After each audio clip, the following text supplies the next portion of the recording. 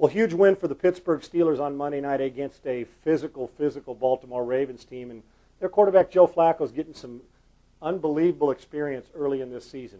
Baltimore Ravens will not go away. Love Rex Ryan as their defensive coordinator, who I think at some point needs to be a head coach. And John Harbaugh is doing an excellent job, that young, enthusiastic, but no-nonsense approach. And I love the way the Ravens defense played. They got after it. They're hitting people, they're running around, and they're overcoming some injuries at running back with Willis McGahee, and they're doing it with a rookie at quarterback that they didn't expect was going to happen when the season started. And they played very, very good for a lot of the game. Now, it was ugly for a lot of it. It was 3-3 for a long time, then 13-3 at half Ravens, but you knew going in. I'm surprised it got to the point it did with the score, getting into the 20s, because this is a 6-3 type game.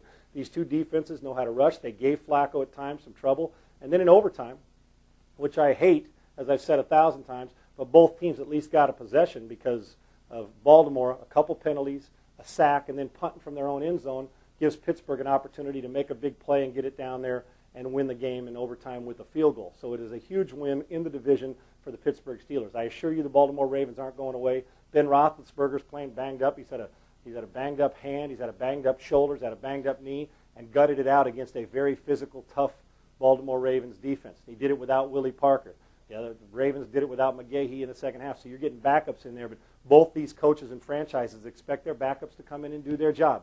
This is a hard-fought, brutal game that these teams are going to take a long time to get over because of the bruises and the punishment. But the Steelers win a huge game coming off the adversity the week before when they were embarrassed by the Philadelphia Eagles.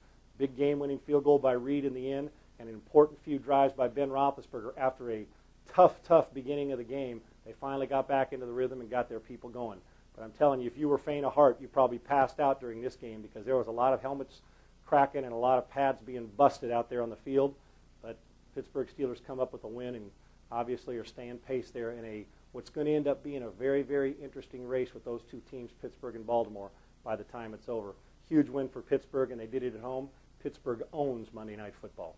So you think you can tackle a pro? There's only one way to find out. Click on fantasy at opensports.com.